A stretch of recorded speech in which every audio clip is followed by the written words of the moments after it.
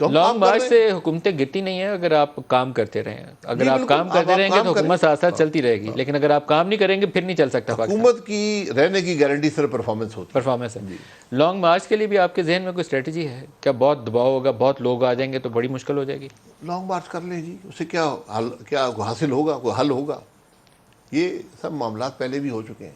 Crisis Pakistan میں بڑھتا ہوا نظر نہیں آتا. سپریم کورٹ کے فیصلے کے بعد تو مجھے لگا بہت ہی بیچ گئی ہوگی. پنجاب کو بھی بچانے کے لیے آپ کو ہاتھ پاؤں مارنے پڑے. نہیں, میں یہی کہتا ہوں کہ ہمیں سب کو ایک پیج پر آ کر ان معاملات کو حل کرنا ہے.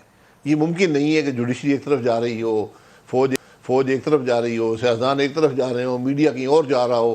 یہ اس قسم کی فریگمنٹڈ ملک نہیں چلتے. سپریم کورٹ کا یہ فیصلہ کہ ووٹ کاؤنٹ نہیں ہوگا, آپ کو سرپرائز ہوا اس پہ؟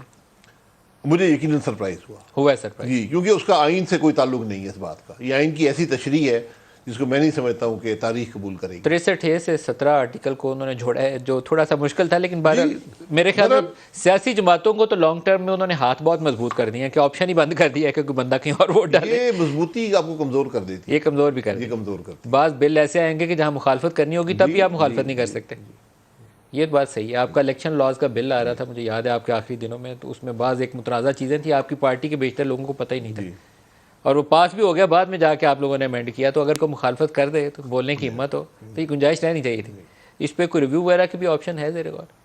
ریویو کرنا چاہیے اس والے کرنا چاہیے جی, کیونکہ میرا خیال ہے یہ جس طرح آئین کی تشریح کی گئی ہے اس سے تو آپ کا سیاسی نظام بالکل ایک بن جائے گا, آٹوکریٹک سسٹم بن جائے گا. آٹوکریٹک جی, آپ نے پولیٹیکل پارٹی کے ہیڈ کو, جس کے لیے اوپر الیکٹڈ ہونا بھی شرط نہیں ہے کیونکہ کانسٹیٹیوشن کے اندر اس کا الیکشن شرط نہیں ہے, کوئی بھی پارٹی ہیڈ اس وقت صحیح الیکشن سے تو منتخب ہی نہیں ہوا, تو وہ آل پاورفل ہے, اپنی پارٹی کے کسی رکن کو بھی پابند کر دے گا کہ پارٹی لائن کے مخالف نہ جاؤ. تو ریویو میں آپ جا سکتے ہیں. جی ریویو میں جانا چاہیے اور جائیں گے انشاءاللہ. 2 ججز کی جو رائے ہے وہ تو کہتے ہیں it amounts to rewriting the constitution. بڑی اسٹرانگ میں آبزرویشن ایگری کرتا ہوں اس بات سے.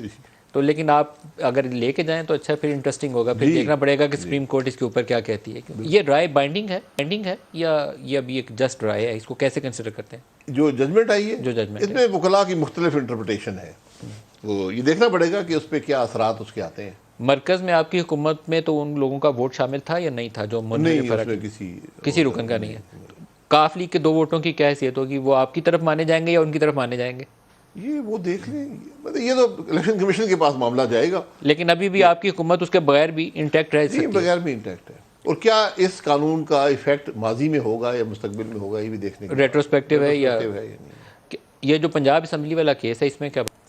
وہاں بھی یہ دیکھنے کی بات ہے کہ آپ نے کیا کرنا ہے. کیونکہ 25 اراکین کے اوپر اگر اس کا اطلاع کیا جائے تو وہ ڈی سیٹ تو ہونا ہی ہونا ہے. انہوں نے ووٹ اگر نہیں کاؤنٹ ہوتا تو پھر وہاں پہ ڈی سیٹ ہونا بھی وہ بھی ایک وقت بتائے گا کہ کیا فیصلہ کرتا ہے الیکشن کمیشن.